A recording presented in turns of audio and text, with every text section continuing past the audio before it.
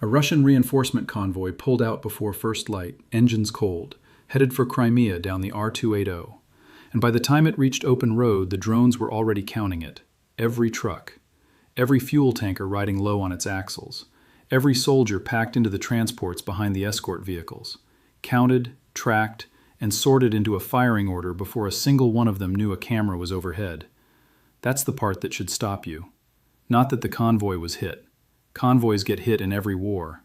It's that the men driving it were dead men the moment they turned onto that highway, and the highway itself has become the thing killing them. The road to Crimea used to be Russia's lifeline. Right now it's the longest kill box in Europe, and Moscow keeps sending trucks into it anyway, because it has run out of other roads. Think about what that actually means before we go further. A convoy is not a frontline unit.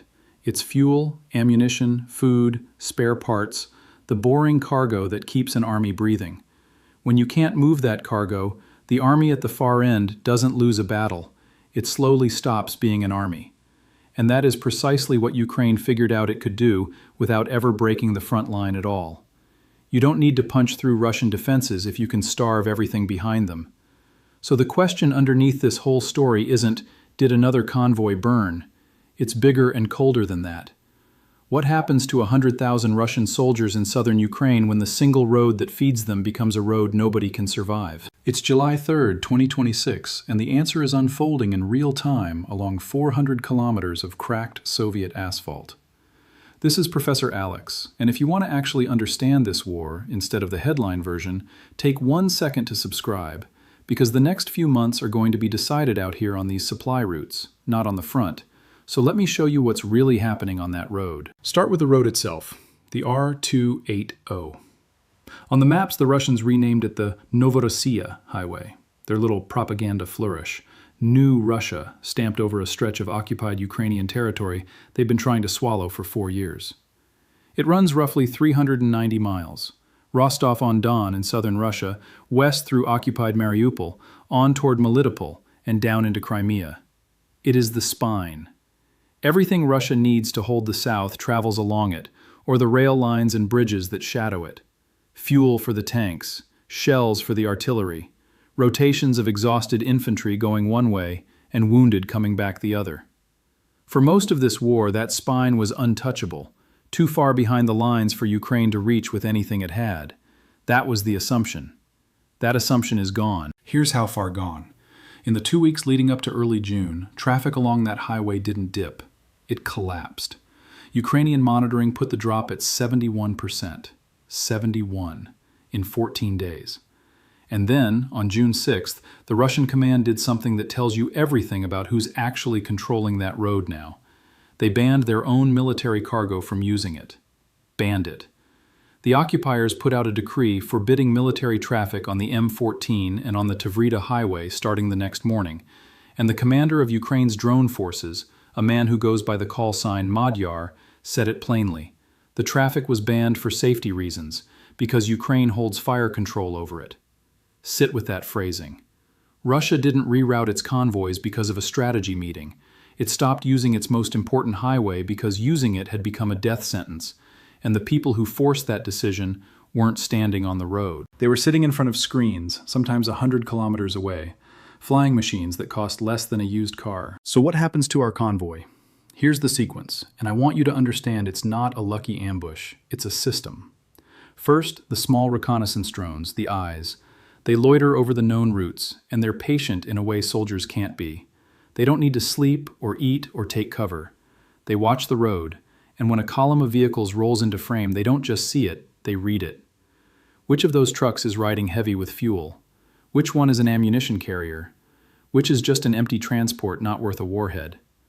Because here's the thing that makes this brutal in its efficiency. The goal is not to destroy every vehicle. The goal is to destroy the right ones.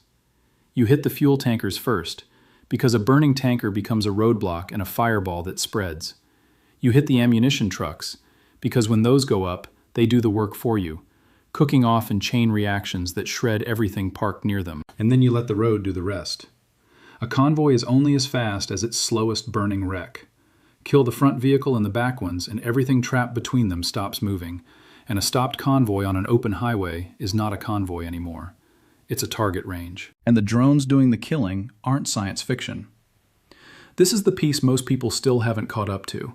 We're not talking about the little quadcopters dropping grenades that defined the early years. Ukraine has built an entire tiered arsenal for exactly this job, and the tiers matter. Closest in, out to around 20 kilometers, the long-range FPV drones, first-person view, a human pilot riding the camera all the way to impact. Farther out, to around 150 kilometers, the smarter machines. One of them, the Hornet, flies low and uses machine vision to recognize a Russian vehicle on its own, lock onto it, and strike, carrying a warhead heavy enough to gut a truck. Read that again, machine vision. The drone identifies the target itself. And then the deep reach, out to 200 kilometers. The Firepoint drones, the FP1 and FP2, the second one carrying a warhead of up to 150 kilograms, and the Behemoth, cruising at over 100 miles an hour with enough explosive to threaten a bridge. Layer those ranges on a map, and you get something the Russians can't wish away. The entire highway, every convoy between Mariupol and Crimea, sits inside the rings. There is no safe segment. There is no stretch you can sprint across. The road is covered end to end. And there's a layer under all of this that doesn't make the highlight reels, but decides who wins the duel, the electronic war. Russia isn't sitting still while its trucks burn. It jams.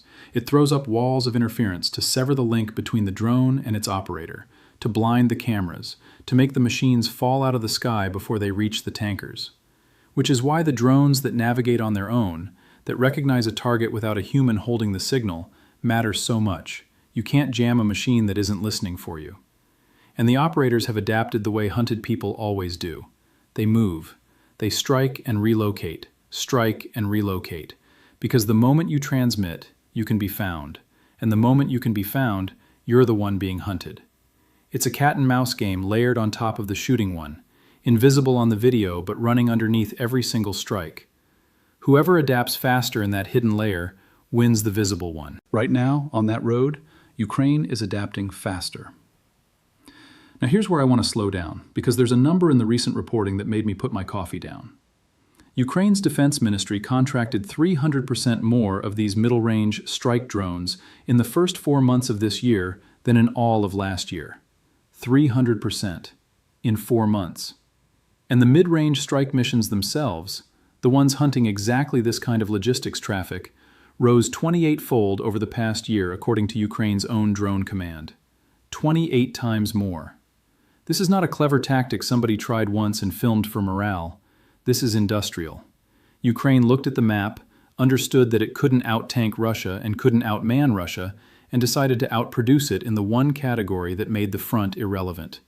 Cheap drones that turn every supply road into a gauntlet.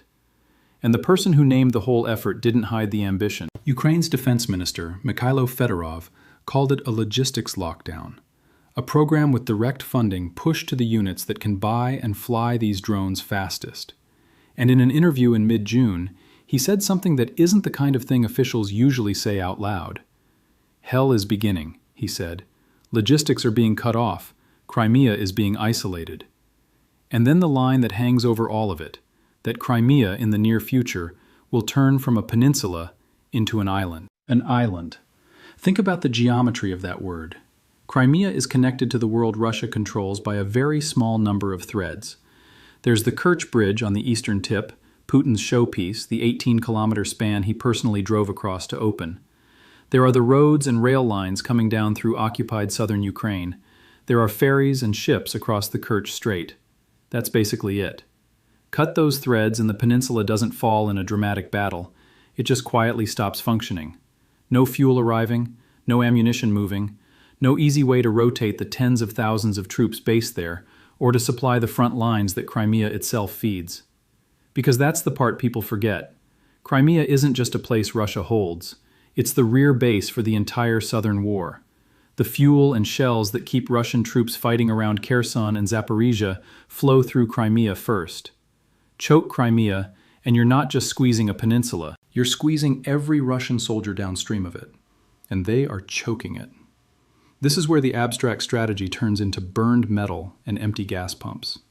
Along that highway right now, according to geolocated video that anyone can verify, There are mile after mile of destroyed trucks, tankers overturned in the ditches, transports jackknifed and abandoned, hundreds of charred wrecks lining the shoulders of Russia's main road to Crimea, vehicles that left full and never arrived. One route between Crimea and Melitopol is described as simply littered with burned-out trucks and tankers. This isn't a claim from a press release. It's satellite imagery and dashcam footage and the slow accumulation of wreckage that you can count from space. And the effect on the far end is exactly what you'd predict when you cut the fuel line. Crimea is living through the worst fuel crisis since Russia seized it in 2014, and the road is only one of the threads. This is what makes the island line more than a slogan. Russia feeds Crimea and its forces in the south through basically three channels: road and rail tankers over the Kerch Bridge, shipments by sea, and the overland routes through occupied southern Ukraine. Ukraine has been going after all three at once, which is the whole point. It's not a single cut, it's a tightening. The rail lines that shadow the highway aren't safe either. Ukrainian forces have hit something like 20 trains since January, many of them fuel trains, spread right across the front. And when the bridge traffic gets throttled and the rail gets hit, the heavy cargo, the fuel tankers, the military logistics, gets pushed onto ferries across the Kerch Strait. So Ukraine started hitting the ferries too, and the ports the ferries run to. There's a grim logic to it that never lets up.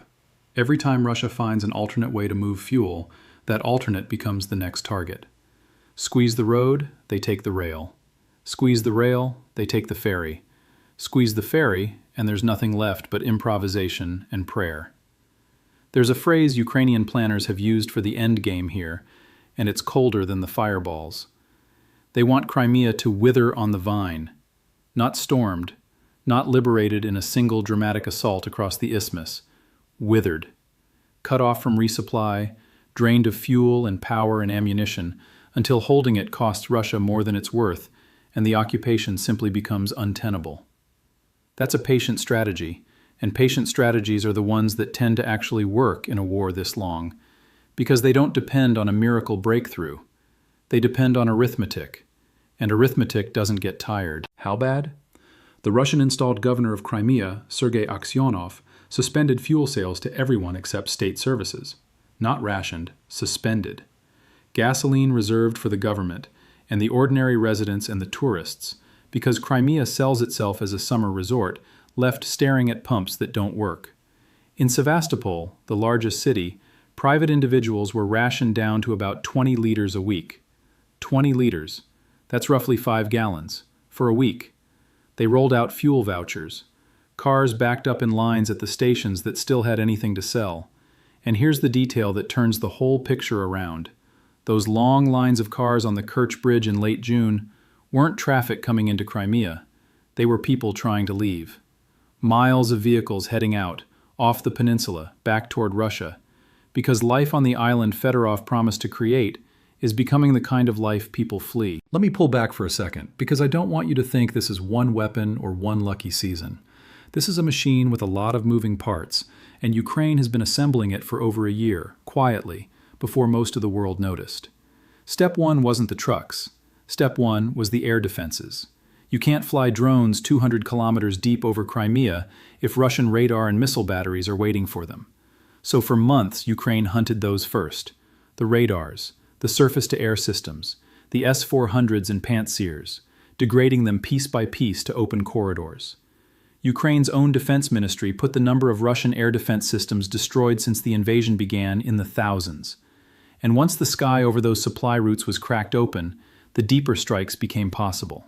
That's the sequence that matters. Suppress the defenses, then strangle the logistics. It's not improvisation. It's a campaign with a spine of its own. And then they went after the connective tissue directly, the bridges. Not the big Kerch Bridge alone, though that's been hit repeatedly and now handles a fraction of what it used to, most of that fraction leaving rather than arriving. I mean the smaller crossings that stitch Crimea to the occupied mainland. The Chonhar Bridge, the most important road link between Crimea and occupied Kherson, struck in early June, then struck again days later. Bridges near villages most people have never heard of, Stavki, Voinka, hit in coordinated overnight strikes. And here's the economics that makes it unstoppable, because this is the part that should really worry Moscow. One of Ukraine's bridge killer drones, the Behemoth, cost under $50,000. A Storm Shadow cruise missile, the kind of Western weapon Ukraine used to have to beg for and ration, runs around $2 million. $2 million versus under $50,000. And the Behemoth is built in Ukraine. No foreign politician's permission required. No dwindling stockpile to manage. If a few drones can keep a bridge unusable, and each one costs less than a nice pickup truck, then Russia is in a spending war it cannot win. Even when the drone doesn't fully drop the bridge, it just has to damage it enough that heavy military trucks can't cross. And they've shown they can keep doing that basically at will. Pattern interrupt, because I can feel this turning into a list, and I don't want you to lose the human weight of it. Picture the driver of that fuel tanker. He's not a general. He's some conscript or contract soldier who was told to move a load of diesel from a depot to Crimea, and he's driving down a highway he knows is haunted, watching the sky, watching the tree lines, and there is nothing he can do. He can't shoot down what he can't see. He can't outrun something flying at 100 miles an hour with a camera locked on his cab. His only real protection is luck, and the hope that the drone picks the truck in front of him instead. That's the psychological warfare inside the physical one. Every trip down that road is a coin flip, and the men know it. And you cannot make an army function for long when its supply troops believe they're being fed into a machine. Morale is logistics too. It's just the kind you can't measure from a satellite. Now, was there a single specific convoy, one exact column on one exact day, that plays out beat for beat like the opening I described? The honest answer, and I'm always going to give you the honest answer because that's the only thing that makes this channel worth your time, is that this scene is happening constantly, in pieces, up and down that road, and the clearest confirmed example is almost worse than the dramatized version. On June 11th, a single Ukrainian strike hit ammunition and fuel bound for Russian positions in Zaporizhia, and in that one blow, took out up to 50 military vehicles at once. 50. In one strike. Loaded transports that were supposed to sustain the front, gone in a single coordinated hit. That's not a hypothetical convoy in a thumbnail. That's the documented reality of what these strikes are doing to Russian columns, and it's the kind of thing that's been repeating. In May alone, geolocated footage showed Ukrainian forces hitting at least 35 Russian trucks and vehicles near these southern highways. The convoy in the title isn't an exaggeration of the war. If anything, it undersells the scale. So let's talk about what they're not saying out loud in Moscow. Because the tell isn't in the official statements. It's in the panic underneath them. Russian military bloggers completing, the ones who've spent this whole war cheerleading, have started sounding genuinely rattled. One prominent channel warned that the logistics problem could get much worse if something isn't done right now. Another floated the idea of covering the entire length of the highway in anti-drone netting, which, if you think about it, is a confession disguised as a suggestion. You don't propose netting hundreds of miles of road unless the road is already lost to you. A Russian lawmaker and retired officer put it bluntly for his own side. Some people think Crimea is just a resort, he said, but it's a frontline region now, and it needs to be treated like one. That's a Russian voice, warning other Russians that the Trophy Peninsula has quietly become a combat zone. When your own commentators are that scared, the reassuring press releases don't mean much. And Ukraine isn't slowing down to admire the work. In late June, Zelensky announced what he called a 40-day influence operation, aimed openly at compelling Russia to end the war. Not a vague hope, a stated campaign with a clock on it. And it came alongside one of the heaviest drone bombardments of the entire war, a night when Ukraine hit a dozen Russian regions, Crimea, and the surrounding seas all at once. In Kerch, Ukrainian drones went after naval ships and air defense radar. On other nights, the strikes walked right up to the Kerch Bridge, hitting oil terminals on both sides of the strait. Kerch on the Crimean side, the port of Kavkaz on the Russian side, the exact infrastructure that ferries fuel toward the front. They hit power stations. Simferopol and Sevastopol lost electricity. The regional capital plunged into the dark, and the occupation governor was left complaining on telegram that the enemy was trying to sow panic, which again is the kind of thing you only say when the panic is real. Let me put the production numbers next to each other, because the trajectory is the whole story. Back in 2024, when Ukraine first started reaching deep into Russian territory, it launched something like 110 long-range drones across the entire year. This year, that number has already blown past 3,000. from roughly 100 to over 3,000. That's not an improvement. That's a different war being fought by the same country. And it lines up with what a former U.S. Army Europe commander Ben Hodges has been arguing, that Ukraine genuinely has the resources to isolate Crimea, that the play is to cut the roads, kill the bridge, and make it impossible for Russian forces to remain. He called Crimea the focal point of the entire war, said whoever controls it wins, said he can't imagine a durable peace with Russia still holding it. And the striking thing is that the thing he's describing as the objective is the thing that's already visibly happening on the ground, week by week, truck by burning truck. Here's the reframe I keep coming back to, though, and I want to be careful and fair about it, because triumph is easy and accuracy is hard. Cutting a supply line is not the same as winning a war. The front line across southern Ukraine remains, for now, largely where it was. Russia has spent this entire war being humiliated by some Ukrainian innovation, and then months later finding an answer to it, jamming, netting, rerouting, adapting. Military analysts who actually know this terrain are cautious for a reason. One described Ukraine as having a small window of opportunity while Moscow struggles to defend those highways, and then added the sober part. The war has been a constant cycle of adaptation, and the Russians will probably find some kind of solution eventually. His read was that it gets worse for Russia before it gets better. Worse before better, not over. And that word eventually is doing a lot of quiet work, because Russia is enormous, and enormous countries absorb a lot of pain before they break. And there's a direct line the Ukrainians themselves have drawn that I don't want you to miss, because it's the connection that ties the burning trucks to the actual front. Fedorov pointed it out plainly. There's a relationship between successful strikes on Russian logistics and a drop in Russian assault operations along the front line. Read that carefully. When the fuel and the shells don't arrive, the attacks don't happen.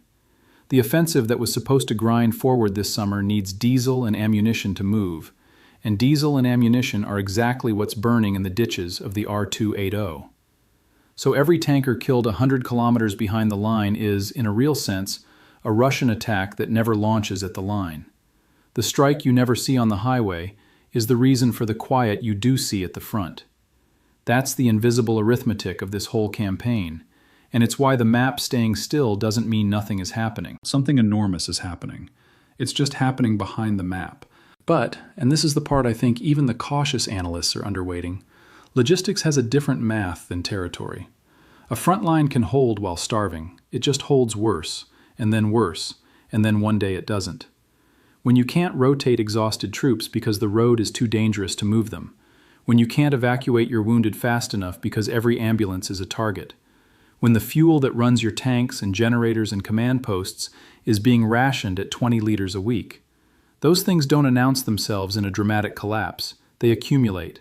And the reason the Kherson comparison keeps coming up among Russian bloggers is that they remember 2022, when Ukraine spent months methodically degrading Russian logistics around Kherson before the position simply became untenable and Russia withdrew across the river. They're watching the same movie start again, on a bigger screen, and they're the ones naming the pattern. That's not Ukrainian propaganda, that's Russian anxiety. So where does that leave the money and the stakes for you watching this from outside the war? Because this is a finance and geopolitics channel, and I promised you consequences you can actually weigh, not just war footage. Follow the thread outward. Crimea sits on the Black Sea, and the Black Sea is a corridor for grain and for oil. Every time these strikes hit Russian oil terminals and refineries and fuel logistics, and they've been hitting them relentlessly, Kerch, Kavkaz, refineries deep in Russia, you are watching pressure applied to global energy supply at the margin. Russia is one of the largest oil exporters on the planet. When its refining and export infrastructure keeps catching fire, that's not just a Ukrainian battlefield story. That's a variable in the price of the fuel that moves through the entire world economy, the kind of slow, grinding supply-side risk that markets have a bad habit of ignoring until they suddenly can't. And it layers onto an already jumpy energy picture. You've had the Strait of Hormuz tension earlier this year. You've had the constant question of how much Russian crude actually reaches market under sanctions. Add a Ukrainian campaign systematically torching Russian fuel infrastructure, and you've got a supply story that's quietly building underneath the headlines. And there's the second-order consequence, the one that reaches your world even more directly. This drone campaign is a live demonstration, broadcast to every military and every defense investor on Earth, that a determined, mid-sized country can neutralize a superpower's logistics with machines that cost a few $1,000s each. That is rewriting the economics of war in real time. The multi-million-dollar cruise missile, the exquisite manned platform, the assumption that deep strike requires deep pockets, all of it is being challenged by a $50,000 drone built in a workshop. Every defense ministry on the planet is watching, and the capital is already moving. The drone and counter-drone sectors are becoming one of the defining investment themes of this decade. And the reason isn't a brochure. The reason is this exact highway, where the cheap thing beats the expensive thing over and over, on video, for anyone to see. And Ukraine just did something that turns that lesson into a business. For the first time since the full-scale war began, Kyiv is opening the door to weapons exports, a formal procedure, the defense minister said, laying out uniform rules for the state, the manufacturers, and foreign partners. Think about the position that puts Ukraine in. It has become, by necessity, the most battle-tested drone laboratory on Earth, iterating designs in weeks that peacetime armies would take years to field, proving each one against a real, adapting, top-tier adversary. Now, it wants to sell that expertise. So the country that figured out how to strangle a superpower's logistics with garage-priced machines is about to start exporting both the machines and the know-how. And every buyer, every rival manufacturer, every defense fund is going to be pricing that in. The highway to Crimea isn't just a battlefield anymore. It's a showroom. Let me close one loop I opened early, because I don't want to leave it hanging. I asked what happens to 100,000 Russian soldiers when the road that feeds them becomes a road nobody can survive. And the uncomfortable, still unfolding answer is that we're finding out slowly, and slowly is exactly how this kind of thing kills an army. Not in a single collapse you can point to on a given Tuesday. In fuel that arrives late, then rarely, then only for the vehicles that absolutely must move. In ammunition that has to be rationed. In wounded who wait longer. In fresh troops who can't get in and tired ones who can't get out. In the quiet spread of the knowledge among the men that the thing behind them, the supply, the safety, the way home, is thinner every week. You can hold a line in that condition. You just hold it worse. And then the day comes, if it comes, when holding it worse turns into not holding it at all.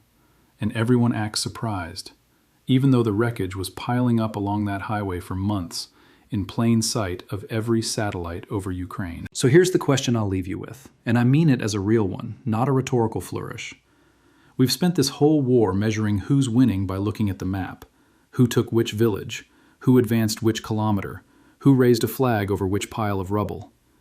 But if a war can be decided by the road behind the front instead of the line at the front, by fuel gauges and burned tankers and a bridge that carries a fraction of what it used to, then maybe we've been watching the wrong part of the map this entire time. And the real front line was never the front line at all. It was always the supply line. And the side that understood that first is the side quietly turning a peninsula into an island. This is Professor Alex. I'll see you in the next one.